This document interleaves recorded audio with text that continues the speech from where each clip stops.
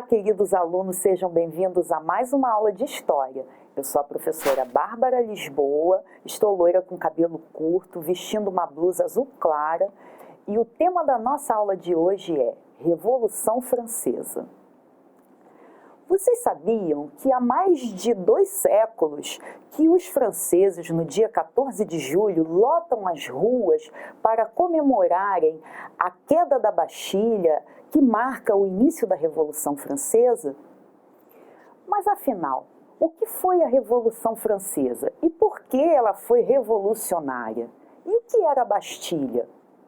O que a Revolução Francesa tem de relação com o Iluminismo, por exemplo? E será que essa revolução ela influenciou outros movimentos no mundo? Essas são algumas das perguntas que a gente vai tentar responder na nossa aula de hoje.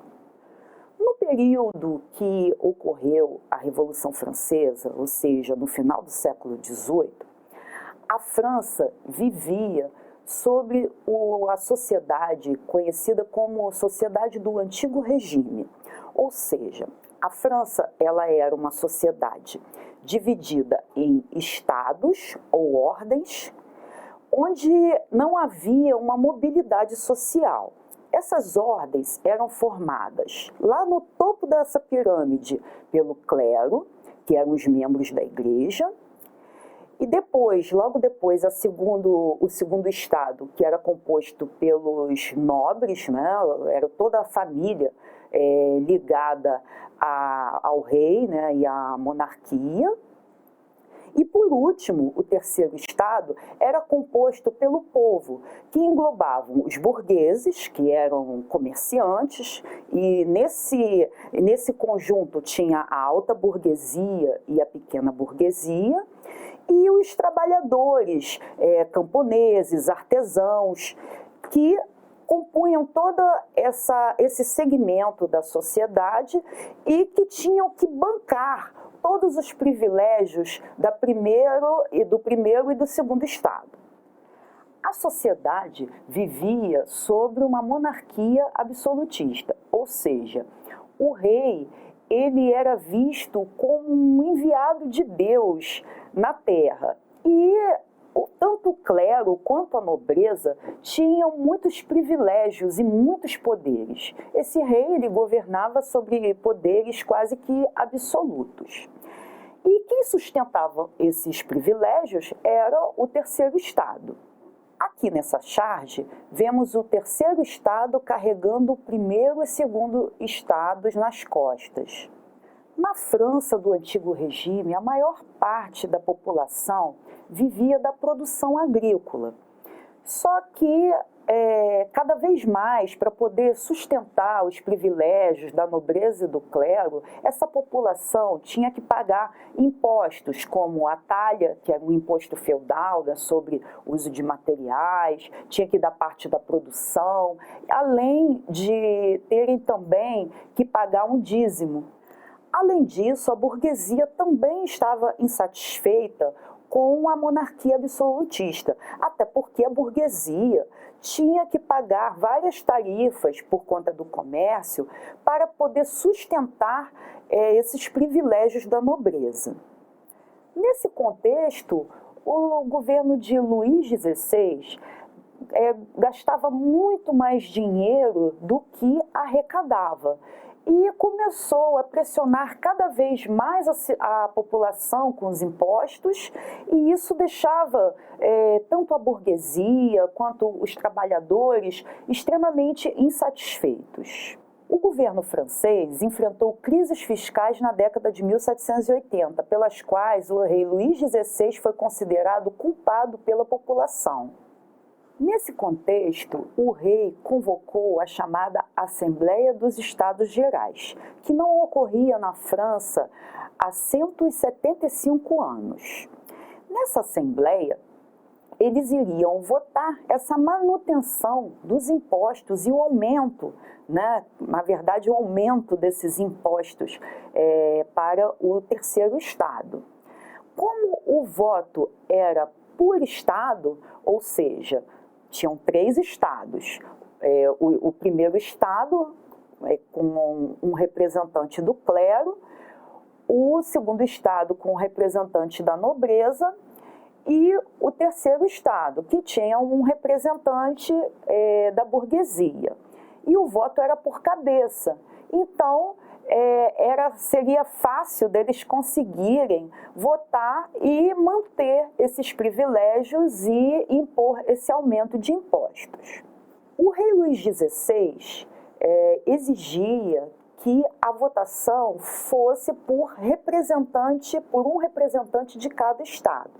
Mas o terceiro estado começou a se revoltar porque queria que o voto fosse por cabeça. Porque, afinal, se o voto fosse por cabeça, o terceiro estado iria conseguir votar contrário a esses privilégios da nobreza e do clero. E, nesse contexto, um dos deputados se levantou e disse que só sairia da reunião depois que fosse constituída uma Assembleia Constituinte e fosse elaborada uma nova Constituição para a França. Foi nesse contexto que a situação ficou extremamente tensa nessa reunião e nessa Assembleia. Aqui nós vemos uma imagem representando o encontro da Assembleia dos Estados Gerais em 5 de maio de 1789 em Versalhes. E aqui uma representação da Assembleia Nacional Constituinte Francesa em 1789. Enquanto os deputados do terceiro estado se reuniram em Assembleia Constituinte, para poder votar essa Constituição para a França, correu-se a notícia de que o rei estava reprimindo duramente essas votações. E, nesse contexto, a população invadiu, em 14 de julho de 1789, a Bastilha, que era a antiga prisão que representava como o símbolo do antigo regime, do absolutismo na França. E nesse dia, a população destruiu essa prisão e também, a partir desse momento, começou a promover vários incêndios e saques e destruição também de documentos que remetessem a qualquer cobrança de impostos à população. Esse momento é considerado o marco da Revolução Francesa. Porém, a Revolução Francesa foi um processo que levou por volta de 10 anos e ela teve vários momentos. Aqui nós vemos uma imagem representando a queda da Bastilha, que é o símbolo do fim do antigo regime e o símbolo da Revolução Francesa. A Assembleia Nacional Constituinte, ela aboliu os privilégios da nobreza e do clero, aboliu a servidão e os dízimos. Além disso, também elaborou um documento conhecido como Declaração dos Direitos do Homem e do Cidadão. Aqui nós vemos uma imagem dessa declaração, a Declaração dos Direitos do Homem e do Cidadão. Esse documento refletia alguns ideais do movimento intelectual que foi difundido na Europa e que criticava o antigo regime, que era o iluminismo. Neste documento aparecia as ideias de direito à liberdade, direito à propriedade e que qualquer cidadão poderia ter o direito de lutar contra qualquer tipo de injustiça, garantindo que todos eram iguais perante a lei. A Assembleia Nacional Constituinte, ela criou uma Constituição em 1791, onde abolia todos esses privilégios do clero e da nobreza e acabava com esses vestígios ainda do feudalismo que estavam presentes nessa sociedade do antigo regime. Porém, criaram-se outros privilégios, como, por exemplo, o voto passou a ser censitário, ou seja, tinha que ter uma certa renda para poder participar politicamente. E a maior parte da população, incluindo camponeses, trabalhadores, mulheres, ficaram totalmente alijadas desse processo de participação política. Agora, essa Constituição ela acabou também gerando muita insatisfação do rei, tanto que ele se aliou à Prússia e à Áustria para poder, numa tentativa de contragolpe, invadir a França e acabar com essas determinações. A questão é que os populares se aliaram ao exército francês e o rei tentou fugir, mas acabou sendo preso. E nesse processo também foi criada a chamada Convenção, onde se reuniram deputados para tentar criar uma nova Constituição para a França. Nesse momento, a primeira determinação da Convenção foi abolir a monarquia e proclamar a República. Existiam 3 grupos principais políticos naquele momento, ocupando, né, essa convenção, que eram os girondinos, que faziam parte da alta burguesia, e eles defendiam mais uma autonomia para as províncias. Os jacobinos, que ficavam do lado esquerdo da convenção e eram considerados assim os mais radicais, queriam que houvesse uma maior igualdade, uma maior participação popular, e a chamada planície, que ficava ao centro. Daí também é que veio essa denominação política entre esquerda e direita e centro. Embora hoje em dia essas conotações estejam ligadas a ideologias bem distintas da época da Revolução Francesa. O rei, acusado de traição à pátria, foi levado a julgamento.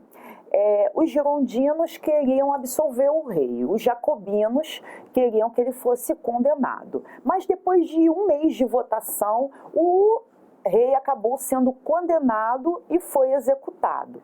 Nessa imagem, há uma representação da execução de Luís XVI.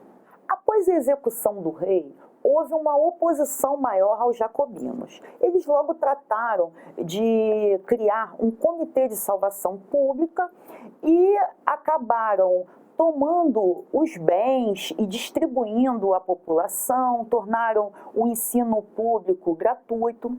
Só que um de seus líderes foi assassinado por uma pessoa que pertencia ao grupo dos girondinos. E a partir desse momento, houve uma maior radicalização política entre o grupo dos jacobinos. E nesse sentido, eles começaram a executar pessoas que eram contrárias às suas posições políticas. Inclusive, até um próprio líder, um grande participante, Danton, por exemplo, foi executado pelos próprios jacobinos, né? Ele era jacobino também, porque ele era contrário a toda essa violência. Foi conhecido esse período como a Era do Terror. E nesse sentido é que preparou-se um contragolpe para poder derrubar os jacobinos do poder, e foi criado o chamado diretório. Esses líderes que estavam ligados a Robespierre, nesse período dessa conhecida Era do Terror, né, do predomínio jacobino, esses líderes foram executados.